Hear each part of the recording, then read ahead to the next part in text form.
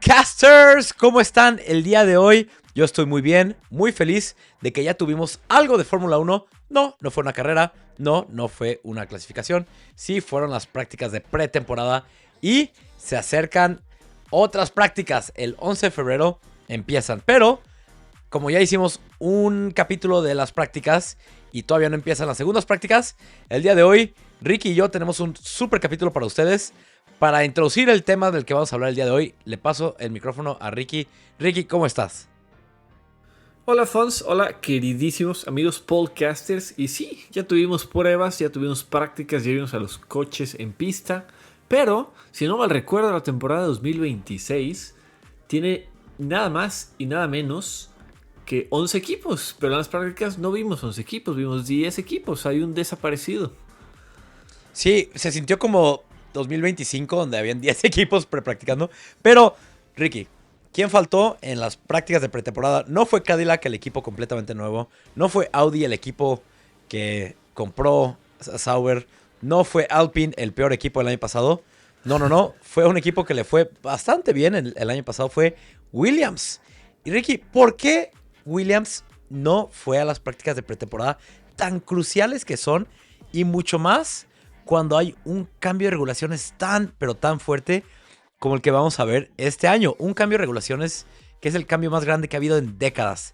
¿Por qué es que no tuvimos a Williams ahí? Mientras que no hay una respuesta definitiva, porque obviamente Williams no va a admitir sus faltas. Nadie vende pan frío, ni en la Fórmula 1. ¿O cómo era? ¿Pan duro? Nadie vende pan duro, ni en la Fórmula 1. Williams se rumora que tiene un coche con sobrepeso y que todavía no está completo. Se pusieron a dieta los muchachos de Williams y por lo menos ya aparecieron en los reflectores en lo que va de este año, porque nos enseñaron su livery, su diseño para el coche 2026, que no cambió mucho, pero por ahí se ven patrocinadores nuevos. Inclusive por ahí se decía que Williams tenía su diseño para el shakedown, las prácticas de pretemporada, que pues yo creo que ahora las van a enterrar y se van a asegurar que nadie nunca jamás las vea, porque pues no existieron para ellos. Ricky, y la verdad es que lo que dice James Vowles, el director de Williams, es que están aprovechando cada instante que tienen para poder tener un coche más rápido, lo cual a mí me suena a un montón de chapuza y a un montón de excusas para tenemos un coche con sobrepeso y tenemos un coche lento y tenemos problemas. Y también se rumora, súper importante, que no pasaron la prueba de choque, la cual es crucial. Si no pasa eso, el coche no puede competir. Necesitan completar esa prueba para empezar. Así que, bueno, total. Pero Ricky, algo muy curioso. Esto no es la primera vez que pasa en la Fórmula 1, que un equipo no va a la pretemporada, o que un equipo sí va a la pretemporada, pero es un completo desastre. Me gustaría hacer un poco de recuento y platicarles, podcasters, de las últimas veces que hemos visto algo similar pasar. Y curiosamente, hay dos. Una solo voy a hacer una breve mención, porque también es Williams, y es en el año 2020. Y no porque no fueron a las prácticas de pretemporada, pero porque sacaron su livery, así como lo acaban de hacer ahorita, con un patrocinador que cuando empezó la temporada 2020, el patrocinador nunca se presentó en el coche de Williams, el patrocinador de Rocket. Lo hemos visto en otros momentos en la Fórmula 1. Pero me acuerdo, por lo que dijiste, Ricky, Williams presentó su coche en 2020 y llegó a correr el día de carreras con un coche diferente. ¿Por qué? Porque ya le hacía falta un patrocinador. Así como dices que tenían una livery para pruebas y nunca nadie lo va a ver, pues bueno, vamos a ver qué pasa. Pero Ricky, de te acordarás tú. 2019. Gran cambio de regulaciones, no tan grande como el que vamos a tener en 2026, pero es un cambio de aerodinámico. Cambian muchos componentes, llantas más gruesas, alerones más grandes, piececitas aquí y allá que van a cambiar el coche. Tienen 5 días de pruebas de pretemporada todos los equipos. ¿Qué pasa, Williams? En este entonces era cuando Williams estaba todavía liderado por... crisis. Sí, en crisis y liderado por la familia Williams. Claire Williams, la hija de Frank Williams, el el fundador del equipo, simplemente tenían una falta de dinero crítica.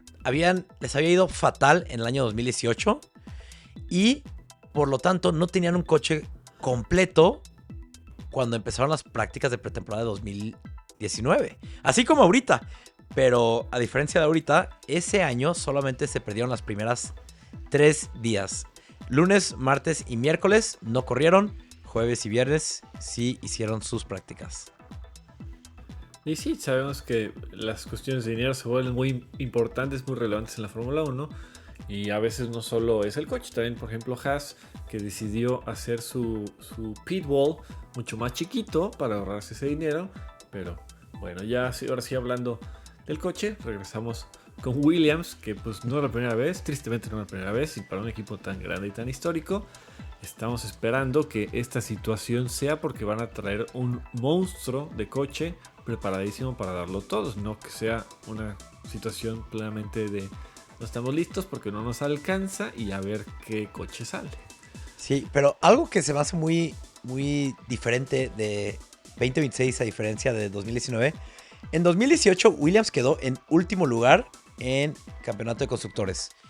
Este año Williams quedó que en quinto lugar. Bueno, este año pasado, 2025, quinto lugar. Y aún así, no. O sea, falta de dinero no es. Falta de dinero definitivamente no es porque tienen a Dorilton Capital que está invirtiendo bastantito dinero. Entonces, bueno, quién sabe qué es. Tal vez están diciendo la verdad, tal vez están preparando un verdadero cohete y van a llegar a dominar en Melbourne en marzo. Pero bueno, Ricky, vamos a remontarnos una vez más. Súbanse conmigo a la máquina del tiempo hace 10 años. Cuando todavía teníamos 12 equipos en la Fórmula 1. Pero de esos 12, 2 eran absolutos chistes. Y bueno, chistes, no quiero decir chistes, porque ya estar en la Fórmula 1 ya es un mérito bastante grande y no cualquiera. Pero estaba el equipo de Marussia y de Caterham. En 2014, obviamente les fue súper mal y por lo tanto no tenían dinero. Para 2015, vieron la posibilidad con la FIA y con el resto, con los otros equipos, de dejarlos correr con sus coches del 2014. La FIA aprobó solamente si podían enseñar suficientes pruebas de que no van a poder hacer un coche completamente nuevo, pero los otros equipos rechazaron la propuesta. Por lo tanto, tuvieron que correr chasis del 2014, pero con modificaciones. Tuvieron que modificar el tamaño y peso para cumplir con las reglas de 2015. Corrieron ese año, pero quedaron hasta atrás de la tabla tanto Marussia como Caterham. O sea, tristísimo. Sí, tristísimo porque ya a esas alturas obviamente no daban competencia a nadie ni a nada. Y pues, por ejemplo, Marussia decide abandonar esa temporada, que tampoco es la primera vez que vemos a un equipo que hace algo así, para enfocarse en la que sigue y tratar de traer un coche del año, vaya. Sí, claro.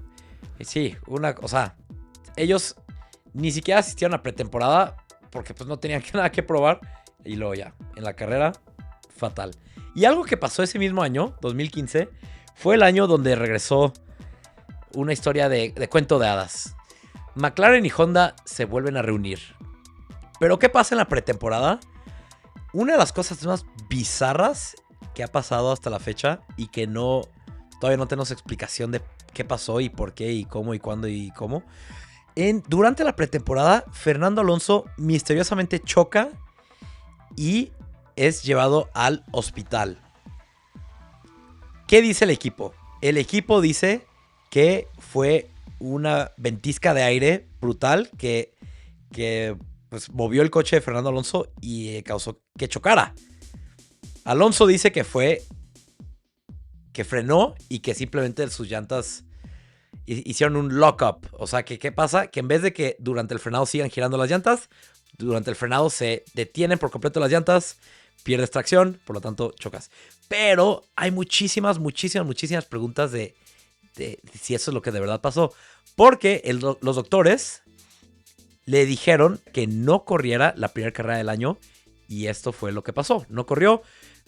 Kevin Magnussen entró en su lugar y ya, regresó para la segunda carrera. Lo que se cree, Ricky, y no sé tú qué tan conspirativo eres, pero se dice que Fernando Alonso sufrió un choque eléctrico tan grande que se desmayó mientras manejaba. ¿Cómo es que llegó a sufrir un choque eléctrico? ¿Quién sabe? Brutal. Sí, no, fatal. Y esto de los choques eléctricos es algo muy, pero muy presente en la Fórmula 1. De hecho, absolutamente todos los coches, tienen un marcador para donde los oficiales de pista tienen que picarle o jalarle, no me acuerdo qué es, para que el coche toque tierra. Porque existe la posibilidad de que si el coche está parado ahí, si un oficial de pista toca el coche, puede cerrar el circuito y sufrir un choque eléctrico, así como Fernando Alonso posiblemente lo hizo. Y también, Ricky, acuérdate cómo a veces a los corredores les dicen que el coche está vivo, entre comillas. Por lo tanto, en vez de que el corredor se baje tradicionalmente, lo que hacen es que brincan del coche al piso. Sí, así es, una de las situaciones más peculiares, más raras, en la que, pues sí, hay muchas teorías de conspiración, pero esa es la más escuchada, que sí tuvo un shock tan fuerte que lo deja inconsciente y pierde el control del coche, y fue un accidente pues gravísimo para que termine en el hospital un piloto de Fórmula 1, inclusive que se pierda la carrera que le sigue, pues es poco convencional porque sabemos lo increíblemente seguro que son estos autos y pues bueno, era pretemporada, entonces seguramente por ahí McLaren andaba probando algo nuevo, algo que les ayudara de cierta forma y pues casi les quita un piloto. Sí, entonces hay unos ejemplos de pequeños fracasos de la pretemporada. Williams siendo el estelar en este tema. Pero Ricky, antes de esto pasaba bien seguido que equipos enteros no se presentaban a la pretemporada. Uno de los más sonados para mí, porque es una historia increíble, es el equipo de Andrea Moda. ¿Te acuerdas de ese equipo, Ricky? Obviamente no lo vimos porque fue antes de que estuviéramos vivos, pero ¿te sabes la historia de Andrea Moda? No, eso sí no, me lo sé. Es un podcast, Ricky, se los voy a resumir lo más que pueda. Andrea Moda, el equipo de Andrea Moda era el de un diseñador italiano que entró a la Fórmula 1, que, número uno, no fue a las prácticas de pretemporada. Entraron con coches que eran increíblemente lentos. Pero tan lentos que una vez, y obviamente no tenían dinero, claro, como muchos equipos de esa época, de los 80s, 90s. Una vez sacaron en el Gran Premio de Bélgica, mandaron a su corredor con el eje de dirección roto. O sea, era un equipo tan pésimo que solo pudieron correr la mitad de la temporada antes de que la FIA los baneara por completo.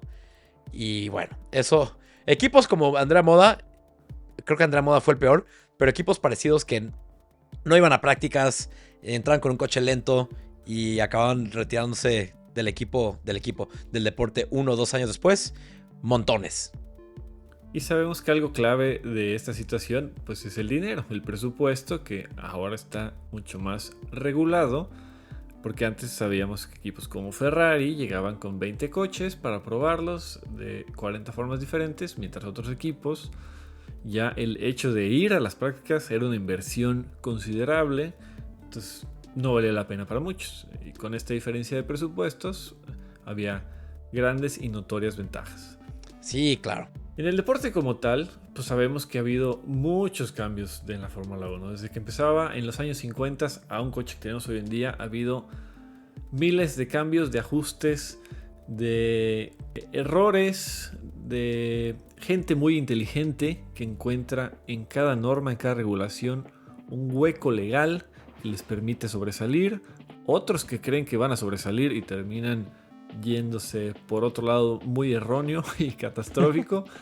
Pero ha habido de todo. Sí, claro. Pero Ricky, ahorita vamos a ver el cambio más grande de regulaciones que se ha visto en décadas. ¿Cuándo fue el último cambio tan grande que hemos visto? Bueno, no tan grande, pero el último cambio grande, yo creo que 2014. 2014, cuando cambiaron de motores V8 a V6, ese fue un cambio grande. Y V8 a V6 híbridos, que pues todo aficionado a la Fórmula 1 estaba enojadísimo porque los motores ya no sonaban igual, ya no eran escandalosos, ya no era viva el petróleo y la gasolina y que haga mucho escándalo. Llegó un motor híbrido. Híbrido, pues te habla de lo ecológico, de lo verde, de lo eléctrico. Y luego, sin hacer ruido, pues dijeron, no, le están quitando el alma, se le arrancaron el corazón a este deporte. ¿Y quiénes se vieron afectados, Ricky? Red Bull, grave. Ferrari también. Pero Red Bull todavía más grave. ¿Por qué? Porque Red Bull ya tenía una racha de 4 campeonatos consecutivos, 2010, 11, 12 y 13, de corredores y constructores. ¿Qué pasa con este cambio de regulaciones? Renault, el proveedor de motores de Red Bull, subestimó por completo la tarea y llegaron a 2014 con un motor deficiente. Su campeón, el que estaba defendiendo el campeonato mundial, Sebastián Vettel, ganó 0 carreras ese año. 0 carreras, imagínate. ¿Y quién sale beneficiado de esto?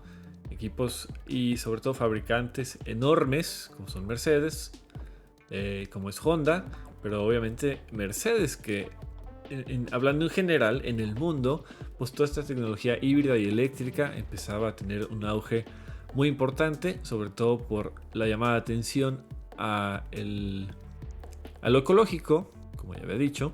Entonces Mercedes no solo le interesa participar, sino que empieza un desarrollo brutal que le iba a servir, lo que le sirviera en la Fórmula 1 lo iba a poder aplicar afuera en el mundo de nosotros los mortales para aplicarlo en sus coches. Pero no solo lo hizo, lo investigó y lo ejecutó, sino que fue extremadamente bueno en ello y fue un dominio absoluto.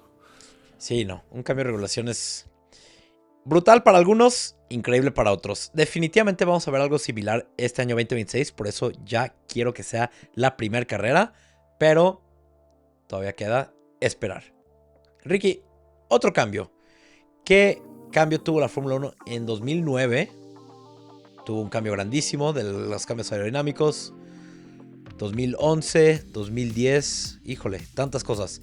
¿Cuál de estos crees que haya tenido el mayor impacto en los equipos?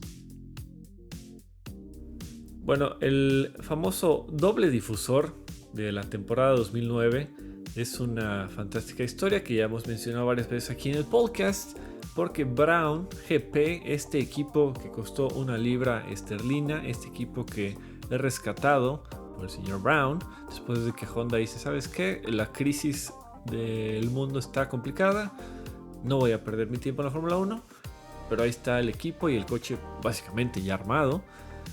Y con este cambio de regulaciones que hay para el 2009, no solo fue Brown el que encuentra este vacío legal, Toyota y Williams también lo ven, pero es solo el equipo de Brown quien logra aplicarlo en su coche, hace los ajustes necesarios para aprovecharse de este vacío legal, en el que básicamente ganaban medio segundo por vuelta, que es muchísimo, y pues cambia de ahí a pues toda la temporada. Básicamente este cambio de regulaciones y esta forma de Brown GP de ver esto les da el campeonato. Desde el principio, desde las primeras carreras se veía que era un coche bestialmente superior, y en lo que los demás equipos copiaban esta idea ya era demasiado tarde. Sí, no. Entonces, ¿quién se vio afectado? Todos los equipos que no eran Brown, Toyota y Williams. Entonces, increíble. 2009, increíble. Y Ricky, creo que Brown, por todos estos problemas financieros que tenía Honda, y como dijiste, Ross Brawn compra el equipo por 1 libra. Creo que ni siquiera participaron en la pretemporada porque no tenían con qué. Y famosamente, por falta de dinero, solo pueden desarrollar no desarrollan el coche para nada. Por eso casi pierden el campeonato cerca del final. Pero no, increíble Brawn. Ya hemos hablado 1000 veces de eso. Pero ahorita estamos hablando de la pretemporada y Brawn no participó en la pretemporada. Entonces ahí es como una historia inversa a lo que hemos estado platicando. Como los otros equipos que no participan se las ven negras, Brawn se las vio bastante verdes. Y sí, es difícil que se vaya a repetir una historia como la de Brown GP, pero si Williams llegara con una cosa así, de que encontré un vacío legal tremendo y lo voy a explotar, sería fantástico, porque Brown GP del invierno al inicio de la temporada, estamos hablando de 5 meses, arregló primero la compra de Honda. El coche que ya tenían lo modificaron con lo que ellos necesitaban y reacomodaron pues toda la organización, la administración del equipo, todo en 5 meses, por lo que no les dio tiempo de la pretemporada, que pues no la necesitaron absolutamente para nada. Ellos se formaron en 5 meses, es tiempo récord. Estoy seguro que no ha habido un equipo que se haya formado un equipo en 5 meses. Digo, no era desde cero, pero así, ultra mega logro y un super caso de éxito. Sí, ¿no? Y sabes que, Ricky, el mundo de la Fórmula 1, yo no estaba tan metido en 2009, pero el mundo de la Fórmula 1 es un mundo bien chismoso y bien metiche. Me gustaría creer que si Williams hubiera encontrado un agujero en las reglas que puedan explotar y puedan aprovecharse, ya habría rumores, de la misma forma que empezaron los rumores de la compresión de los motores Mercedes y Red Bull, que ahora ya están casi que 100% confirmados que son ciertas, que encontraron ahí una zona donde libre interpretación, vamos a ponerlo así. Pero me gustaría creer que si Williams estaría en esa situación, ya hubiéramos escuchado algo de alguien, de alguna forma, cualquier cosa, y no lo hemos escuchado, Ricky. Sí, no hay chismes todavía. Los chismes que hay hablan de especulaciones sobre que Mercedes encontró un muy buen ritmo, Ferrari está investigando tal cosa, pero no hay nada que apunte a donde despegue. Y la verdad que también ahora con tanta tecnología, tanto avance, siento que, aunque sí encuentran los vacíos legales todavía, siento que está más limitado. Antes, por, no sé, ahora con la facilidad de comunicación, todo el mundo se entera todo de volada. Antes a lo mejor no. Entonces quien lo encontraba era más fácil guardar el secreto. Como dices, un chismoso por ahí te cuenta lo que está haciendo el equipo 1, 2, 3, 4, 5, 6, 7, 8, 9. Y tu equipo 10 juntas lo mejor de esos 9 para ti, ¿no? Exacto. Entonces, en una de esas, Williams llega el 11 de febrero y absolutamente impresionante. Como decimos, yo lo dudo. Brown Williams GP 2026. Hombre. Bueno, fuera, ya hace falta que tengamos un Brown de nuestra generación. Pero bueno. Otro cambio que fue bastante llamativo, en el que se crucificó al proveedor de llantas, que en este caso era Pirelli, que antes era Bridgestone y pasó a ser Pirelli. Y la verdad que siento que Pirelli, para toda esta situación, estaba siguiendo las órdenes ¿de quién? Pues de la FIA, que decidió empezar a usar unos neumáticos que se gastaban más y así meterle un poco más de sazón a las carreras. Esto fue en los años 2011, 2013, porque a finales de los años 2000, que suena como si fuera hace muchísimo, ya me siento viejo, pero a finales de los años 2000, o sea, 2009, 2008, etc., en las carreras pues los neumáticos aguantaban bastante. Entonces lo que hoy vemos como cuándo van a parar y demás no se veía tanto, digamos. Digo, nosotros no veíamos la Fórmula 1 en ese momento, pero con la historia no lo dice así, que estaba un poco más lineal. Entonces dijeron en la FIA, vamos a hacer llantas que se tienen que cambiar más seguido, que desgasten más, y así tenemos este picante. Podcasters, ustedes estarán preguntando ¿por qué rayos la FIA pediría algo así? Y les voy a dar la única respuesta. Canadá 2010. De las mejores carreras que ha habido en la historia. ¿Por qué? Porque fue una carrera caótica. Fue la carrera que hasta la fecha es la que más duración tiene. Creo que dura algo así como de principio a fin unas 5 horas. Entre banderas rojas, entre safety cars, banderas amarillas. Jenson Button, que fue el que acabó ganando la carrera, empezó en los primeros lugares y en un punto estuvo en los últimos lugares chocando contra Lewis Hamilton, su compañero, y luego rebasó a Sebastian Vettel en la última vuelta.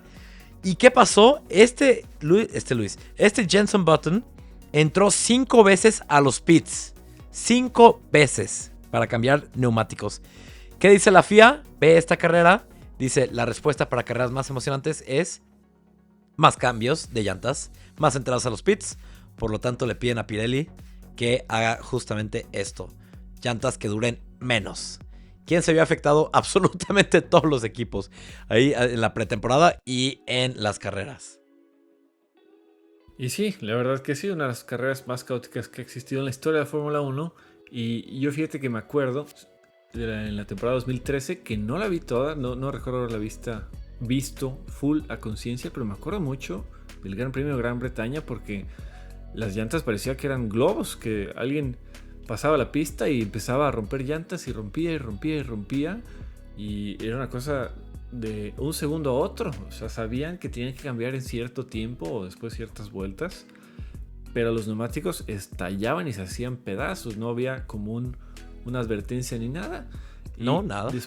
Después de esta situación de Inglaterra viene el Gran Premio de Alemania, y después del Gran Premio de Alemania viene el break de verano, lo cual le da un tiempo a Pirelli de empezar a investigar qué pasó, qué está pasando con todo esto. Y pues después de este cambio, en el regreso del break de verano en Hungría, traen llantas nuevas. Y de esas 10 carreras que quedaron en la temporada 2013, 9 de esas 10 las gana Red Bull, más precisamente Sebastian Vettel.